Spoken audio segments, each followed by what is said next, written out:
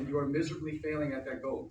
I will never forget the devastation that I endured here, but I must also forgive you for what you have done to me and challenge you to improve so that you can be men and women of your word, to change your ways so that the devastation that will follow you home and crush this place from the Almighty can pass you by like the angel of death.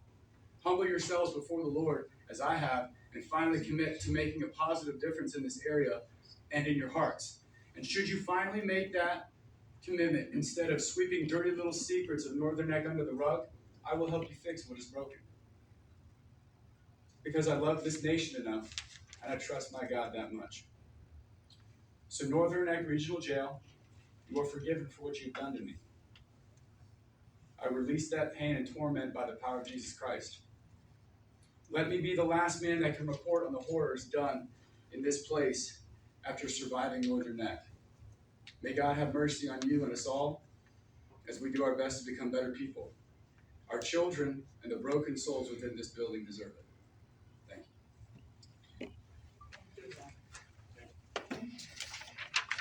Now, before I move forward and ask if anyone else to speak,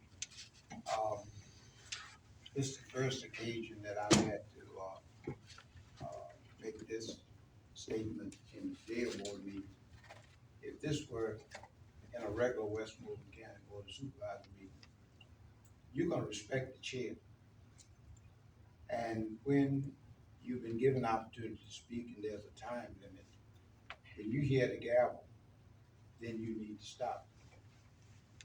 It's a courtesy, it's a privilege for you to be able to come and present whatever it is you want to present to the board.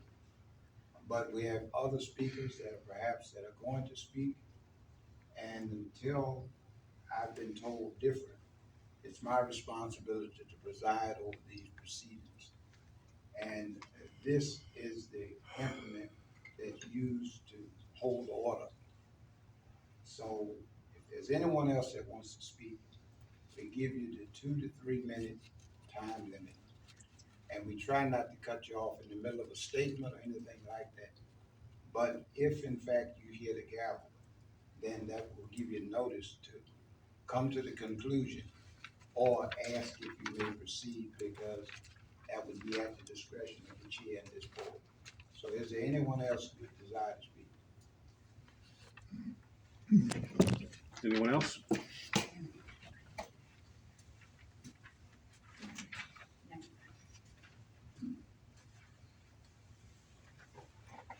Members of the board, Superintendent Lewis and Jail Board Chairman Fisher, I'm Tom Jeffries, Chairman of Northern Neck Patriots. Once again, we stand here before you as members of the public, expressing our concerns over what we have heard about conditions in our jail. Today, for the second time, you've heard directly from a former prisoner of this jail. Do you find these statements impactful, or at least curious or concerning? Jail Chairman Fisher's comments at the February board meeting were deeply disturbing in nature, perplexing at best, and for lack of a better word, diabolical at their worst. For the record, Webster defines diabolical as evil, or disgracefully bad or unpleasant. How can the jail chairman, who admits to having, and I quote, direct oversight over the superintendent and the staff that operate this facility, how can he hear these allegations from the public, from family members of prisoners, and from actual prisoners standing before you? How can you simply ignore these pleas and look the other way? It is what you did, sir. Jail Chairman Fisher stated, quote, we have a direct line of accountability to the citizens we represent. Yet he ignores the pleas of the very citizens he represents. Citizens from the Northern Neck Patriots and others have stood before you for over 2 years, telling you consistently about the accounts of mistreatment in our jail. Jail Chairman Fisher stated that he has come to the conclusion that, quote, the representations that come don't have the general welfare of the public in mind.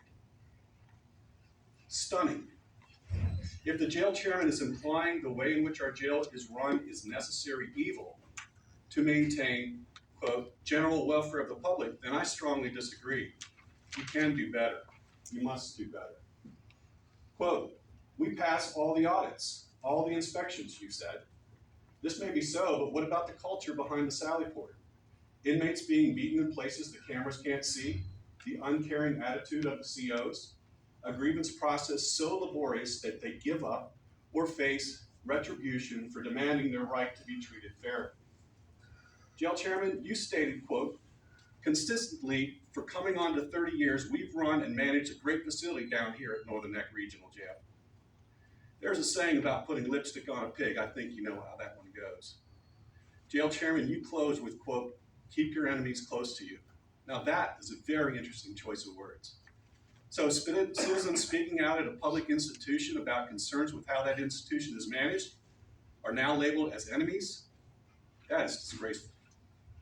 A picture is emerging about how this institution functions. The superintendent and staff check all the boxes and pass the inspections. Prisoner complaints are ignored and self-investigated by their captors, usually with findings of nothing to see here. The jail chairman decrees all is well and keep up the good work, staff. And the county representatives go along for the ride. Sheriffs, what about you? One of you considers it a conflict of interest to investigate the jail that sits in your county.